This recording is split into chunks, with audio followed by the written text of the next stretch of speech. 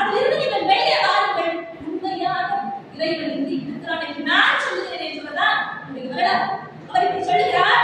மக்கள் அவரிடம் கேட்கிறார்கள், இறைவன் எங்கே இருக்கிறார், இறைவன் எங்கே இருக்கிறார் என்று கேள்விக்கு அவர் இப்படியாக மிக அழகாக பதில் சொல்லுகிறார்.